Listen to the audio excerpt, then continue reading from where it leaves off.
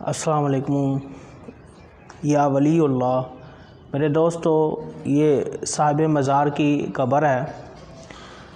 جب بھی آپ دربار کے اندر حاضری دیں تو سیدھا قدم رکھیں، گھر ہو یا قبرستان ہو یا خانقاہ شریف ہو تو سیدھا قدم رکھ کر آنا چاہیے۔ سیدھا قدم رکھیں اور ولی کے دربار پر جب آئیں تو قدموں کی جانب سے آپ آئیں، یہ اس کا ادب ہے۔ اور یہ سلام جو ہے اس طریقے سے کیا جائے، السلام علیکم یا ولی اللہ، یہ پڑھنے کا طریقہ ہے، سلام پڑھنے کا۔ پھر اس کے بعد آپ حاضری دیں۔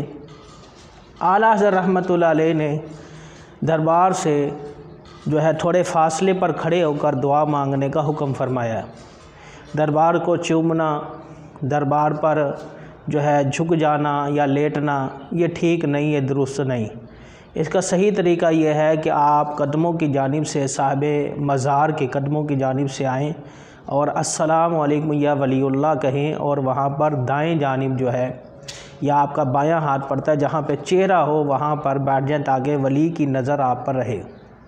کیونکہ ہر انسان مرنے کے بعد کافر ہو یا مسلمان زندہ ہو جاتا ہے، اسے جزا یا سزا ملتی ہے، کیونکہ روح جو ہے وہ نہیں مرتی۔ اگر روح مر جائے تو پھر انسان کے ساتھ حساب کتاب کس سے لیا جائے گا، کس کو سزا دی جائے گی؟ تو مطلب کہنے کا یہ ہے کہ مرنے کے بعد مسلمان ہو یا کافر انسان زندہ ہو جاتا ہے۔ اس کے بعد ولی ہو یا نبی ہو، اس سے قبر کے سوالات نہیں ہوتے، کیونکہ اللہ قرآن میں فرماتا ہے لا خوف علیہم ولا هم یحزنون، کہ نہ انہیں خوف ہے، نہ انہیں غم ہوگا اور نہ وہ ڈریں گے اللہ تعالیٰ سے، اور نہ ہی وہ غمگین ہوں گے۔ تو یہ قرآن پاک کی آیات کا مفہوم اور ٹرانسلیٹ میں نے آپ کے سامنے پیش کیا۔ تو صاحب مزار جو ہے، ولی جو ہوتا ہے، اللہ کا قرب پا کر ولی اللہ جو ہے لقب دیا جاتا ہے۔ ولی کا معنی مددگار ہوتا ہے، اور بھی بہت سارے مطلب ہیں ولی کے، لیکن ایک مطلب یہ بھی ہے۔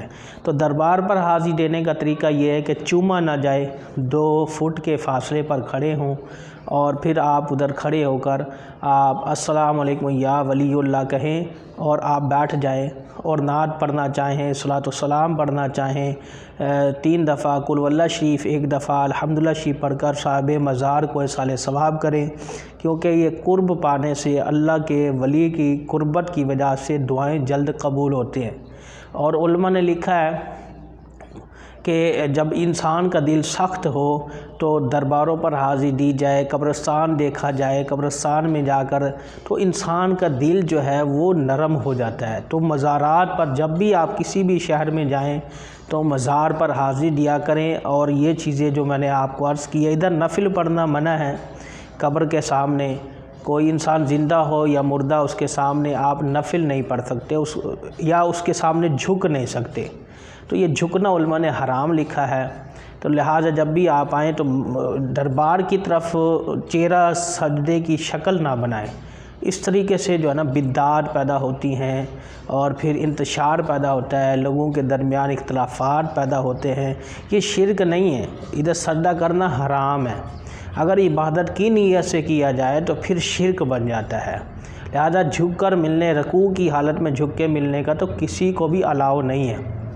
تو ادھر نفل وغیرہ پڑھنے تو مسجد ساتھ ہے، ادھر پڑھے نفل آپ۔ اور جو مجاور ہوتے ہیں انہیں بھی چاہیے کہ ان لوگوں کو روکا جائے جو کہ ارد گرد جو ہے نفل وغیرہ قبر کے پاس پڑھتے ہیں، یا قبر سامنے ہو تب پڑھتے ہیں، تو جھکا نہ جائے۔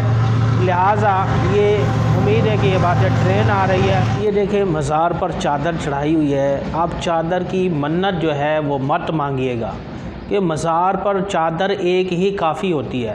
اگر آپ اس پہ 10 چادریں بھی چڑھا دیں تو صاحب مزار کو 1 چادر کافی ہے، 10 چادروں کا انہیں کوئی فائدہ نہیں۔ ان 9 چادروں کے جو رقم ہے، اگر کسی آپ غریب کو دے دیں، کسی یتیم کو دے دیں، مسکین، وہ زندہ زیادہ حقدار ہے۔ یہ دربار ہے، میں خود قائل ہوں درباروں پہ حاضری دینے کا، اور مجھے بڑا شوق ہے، اس لیے میں یہ ویڈیو شوٹ کر رہا ہوں کہ دیکھیں دربار پہ حاضری دینے کا طریقہ میں نے پوری آپ کو پراپر طریقے سے سمجھایا ہے اس ویڈیو میں، کہ جب آپ آئیں تو دائیں طرف یا بائیں طرف سے نہ آئیں، بلکہ قدم کی طرف سے آئیں، کیونکہ مزار جو ہے نا اللہ کا ولی وہ لیٹا ہوا ہے، سویا ہوا، وہ زندہ ہوتا ہے، وہ ہمیں دیکھ رہا ہے. تو آپ قدموں کی جانب سے آئیں، جہاں پر جوتے اتارے وہاں سے آئے اور کہیں السلام علیکم یا ولی اللہ. السلام. تو ولی کا نام لیں، یہ ہے سلام کرنے کا طریقہ. دربار پہ جہاں کہیں بھی آپ جائیں تو السلام علیکم یا ولی اللہ کہیں، اور پھر آپ انٹر ہوں، اور پھر تھوڑا سا دور فاصلے پر کھڑے ہو کر 3 دفعہ قل واللہ شریف اور 1 دفعہ الحمدللہ شریف پڑھیں. اس کو کہتے ہیں فاتحہ.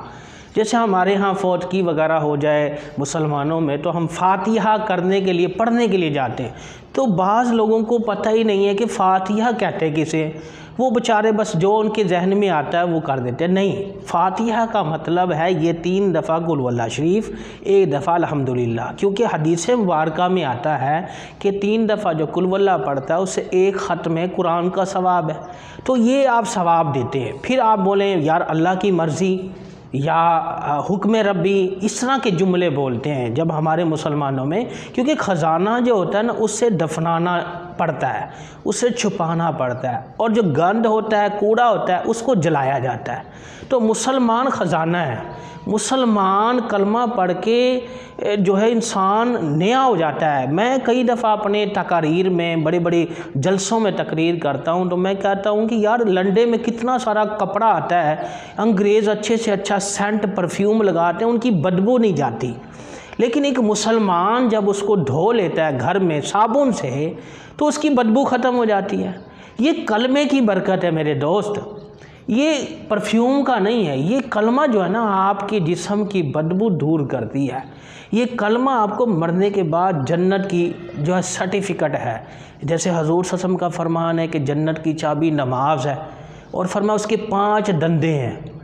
چابی میں نا نشان بنے ہوئے ہوتے ہیں، اگر ایک بھی ختم ہو جائے تو وہ چابی اس لاک کو، اس تالے کو نہیں لگتی. اسی طرح دوسری کوئی کمپنی کی چابی لگائی جائے تو تب بھی وہ تالا نہیں کھلے گا.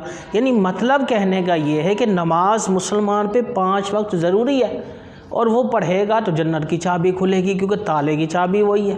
تو میں نے یہ ساری ویڈیو میں آپ کو کلیئر کیا ہے. یہ ویڈیو امید ہے آپ کو اچھی لگے گی. اگر کوئی بھائی میری اس ویڈیو کو دیکھے تو لائک اور شیئر اور کمنٹ کرنا مت بھولیے گا، اور میرے لیے بھی دعا کیجیے گا. میں بھی دعا کرتا ہوں. آئے چلتے ہیں فاتحہ کرتے ہیں.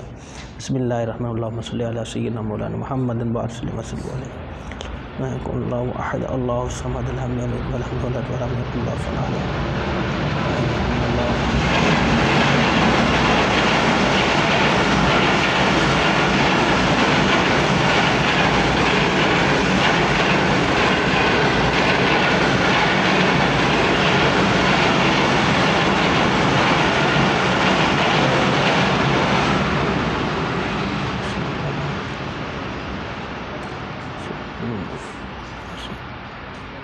Oh,